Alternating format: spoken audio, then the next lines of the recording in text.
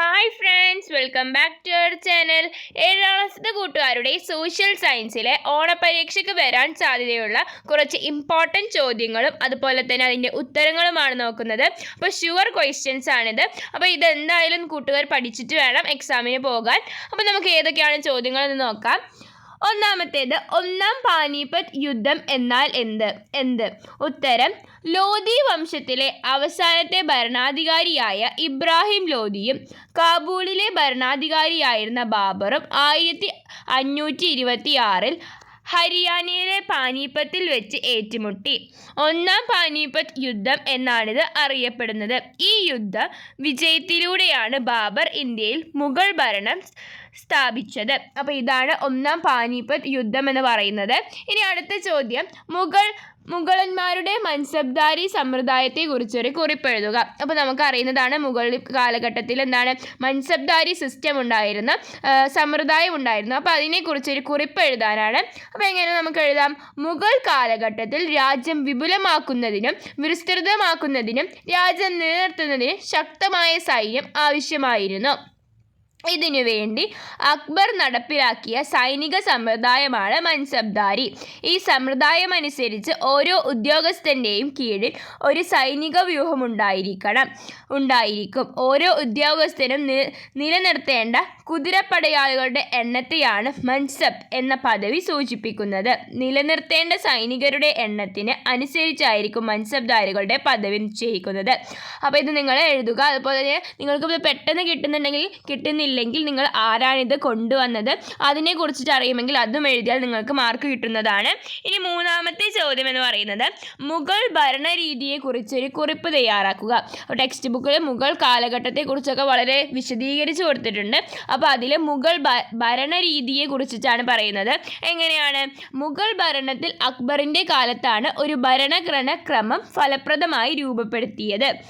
ഭരണ സൗകര്യത്തിനായി ഗ്രാമങ്ങൾ ചേർന്ന് പർഗാനകൾ ചേർന്ന് സർക്കാരുകൾ ചേർന്ന് സുബകളുമായി രാജ്യത്തെ വിഭജിക്കപ്പെട്ടു.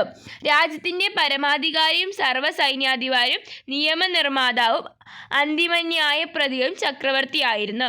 മുഗൾ കാലഘട്ടത്തിൽ നീതിന്യായ നിർവഹണത്തിനായി ഇന്നത്തെ പോലെ പ്രത്യേകതര കോടതികൾ ഉണ്ടായിരുന്നില്ല.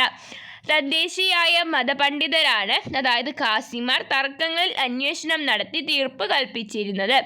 ഈ തീരുമാനത്തിൽ അതൃപ്തിയുള്ളവർ ചക്രവർത്തിയോട് നേരിട്ട് പരാതി പറയാൻ അവസരമുണ്ടായിരുന്നു.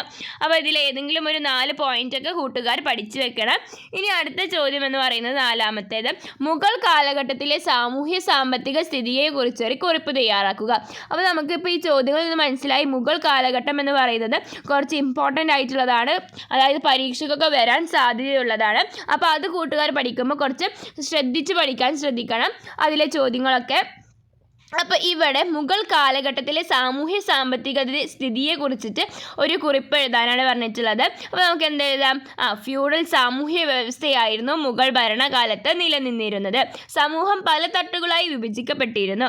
സമൂഹത്തിൻ്റെ ഏറ്റവും അടിത്തട്ടിൽ സാധാരണക്കാരും ഏറ്റവും മുകളിൽ രാജാവുമായിരുന്നു. ജനങ്ങളുടെ ജീവിത നിലവാരം വേതനത്തെയും വരുമാനത്തെയും ആശ്രയിച്ചായിരുന്നു.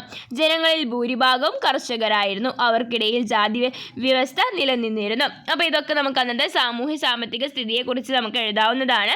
അതുപോലെ തന്നെ ഓരോ ജാതിയിൽപ്പെട്ടവരും അവരുടേതായ ആചാരങ്ങളും അനുഷ്ഠാനങ്ങളും ഉണ്ടായിരുന്നു. ഓരോ സ്ഥലത്തെയും ജനങ്ങളുടെ ജീവിത രീതി, ഭക്ഷണം, വസ്ത്രം എന്നിവയിൽ വളരെയധികം വ്യത്യാസം നിലനിന്നിരുന്നു. നെല്ല്, ഗോതമ്പ്, ബാർലി, കരിമ്പ്, പരുത്തി, എണ്ണക്കുരുക്കൾ തുടങ്ങിയവ അക്കാലത്തെ പ്രധാന കാർഷിക ഉൽപ്പന്നങ്ങളായിരുന്നു. സാങ്കേതിക വിദ്യകളുടെയും പുതിയ ഉപകരണങ്ങളുടെയും ഉപയോഗം കാർഷിക മേഖലയെ പുഷ്ടിപ്പെടുത്തി.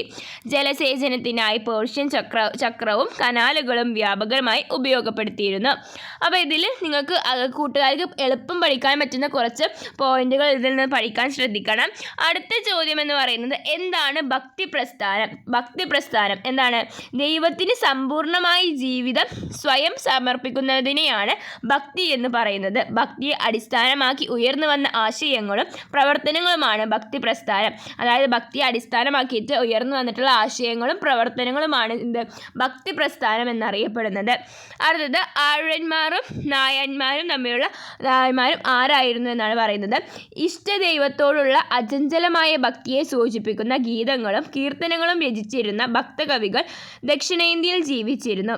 വിഷ്ണുഭക്തരായ ആഴ്വന്മാരും ശിവഭക്തരായ നായന്മാരുമായിരുന്നു ഈ ഭക്ത കവികൾ. ഇനി അനുഭവ മണ്ഡപത്തെക്കുറിച്ചൊരു കുറിപ്പ് തയ്യാറാക്കുക എന്നതാണ്.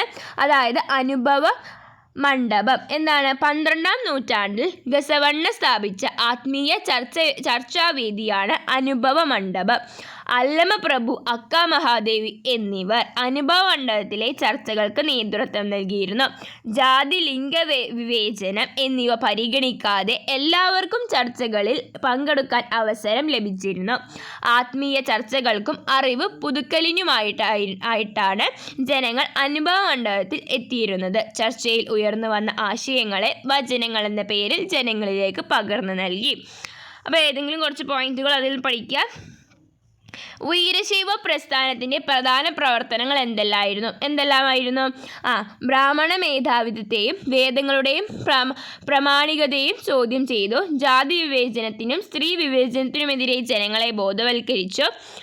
ഏകദൈവ വിശ്വാസം പ്രോത്സാഹിപ്പിച്ചു. തൊഴിലിൻ്റെയും അധ്വാനത്തിൻ്റെയും മഹത്വം ജനങ്ങളെ ബോധ്യപ്പെടുത്തി.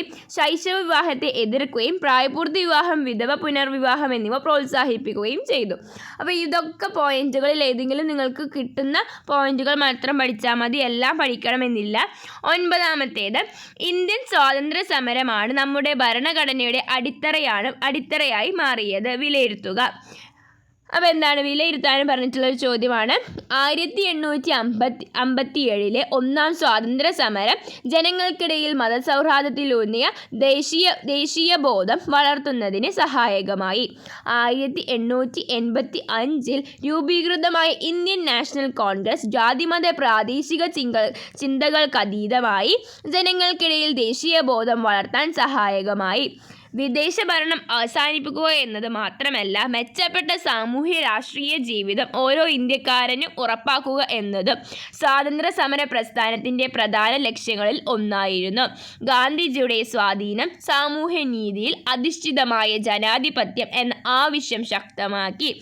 ദേശീയ പ്രസ്ഥാനം മുന്നോട്ട് വെച്ച സ്വാതന്ത്ര്യം, സാമൂഹിക നീതികൾ അധിഷ്ഠിതമായ സമത്വം, സാഹോദര്യം, മതസൗഹാർദ്ദം എന്നീ ആശയങ്ങളും മൂല്യങ്ങളുമാണ് നമ്മുടെ ഭരണഘടനയുടെ അടിത്തറയായിരിക്കേണ്ടതെന്ന് നേതാക്കൾ ആഗ്രഹിച്ചു. ഈ കാഴ്ചപ്പാടുകളുടെ നമ്മുടെ ഭരണഘടന നിർമ്മാണത്തെ സ്വാധീനിച്ചു. ഇനി അടുത്തത് 1935 ഗവൺമെൻറ് ഓഫ് ഇന്ത്യ ആക്ടിൻ്റെ സവിശേഷതകൾ എന്തൊക്കെയാണ്?